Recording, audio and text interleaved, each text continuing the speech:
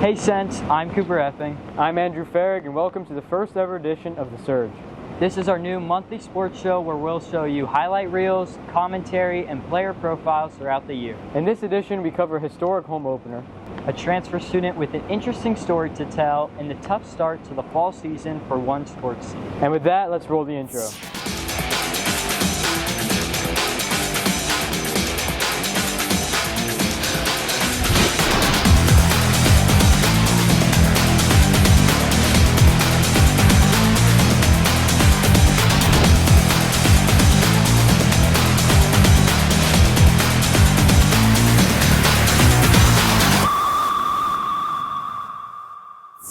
2 weeks ago, the varsity football team opened up their season at home against FBA. FBA has been a yearly stumbling block for ECS making its regionals in football, but this game showed something different. Let's check out my report from that night.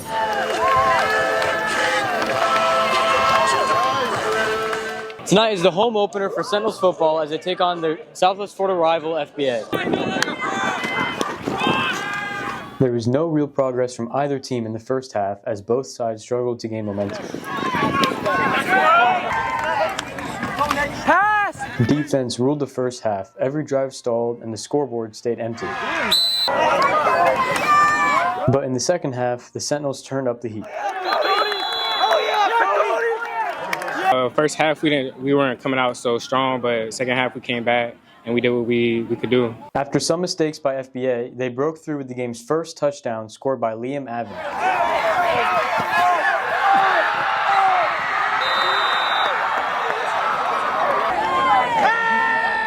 That's when FBA started to lose control.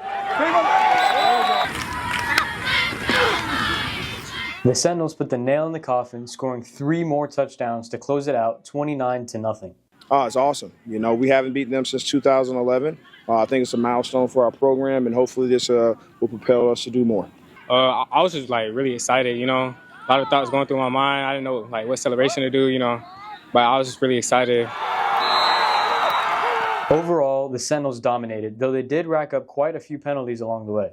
Well, one, we are a young team, and I think that comes with a little bit of immaturity and just inexperience, should I say, a combination of both. It was a great night for the Sentinels to start off their season at home with a win against FBA. The Sentinels are now preparing for their next game at St. John Newman. For ECSN, this is Andrew Farrig. It's nice to see that the home opener broke past trends and set high hopes for the season. Yeah, that's true. They're 1-1 on the season as they head to St. Pete Catholic tonight. True, that should be another tough test for the Sentinels. Well, moving on, it's a different set of leaders on this year's volleyball team.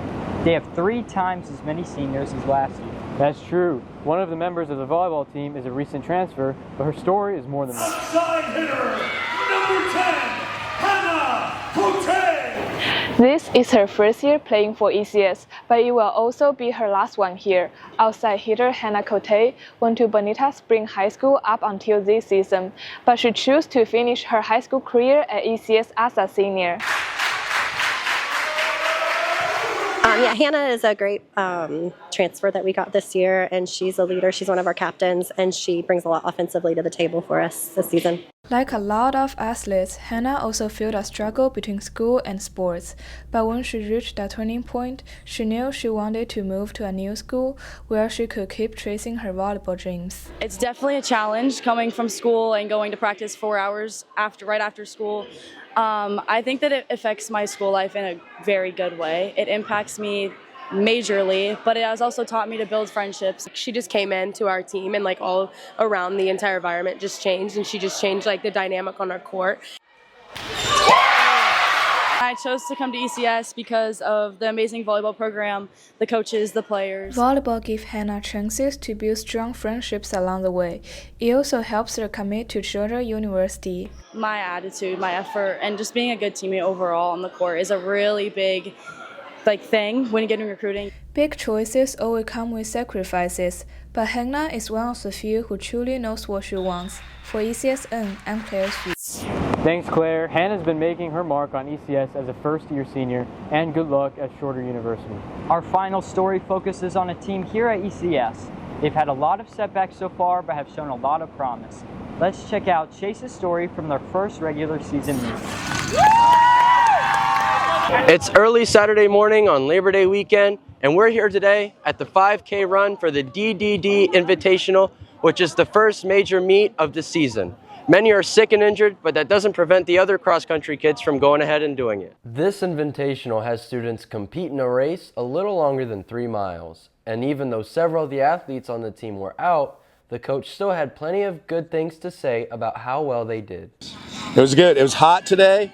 The runners we had, I think they really are pulling it through. They're seeing a lot of good times. This is not a PR kind of course, so I think I'm just proud of them to be out here. We have a lot out sick today. But what makes cross country enjoyable for these student athletes and gives them the motivation to keep going?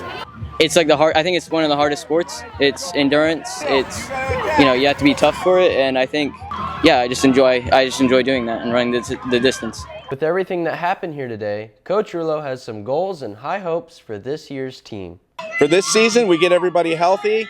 I think we are headed to regionals, and there's a good chance that we're going to head to states this year. Despite all the illnesses and injuries, the coach is still expecting a great season out of these runners. For ECSN, this is Chase Gordon. Well guys, that about wraps things up for this month. We've only been back for a few weeks.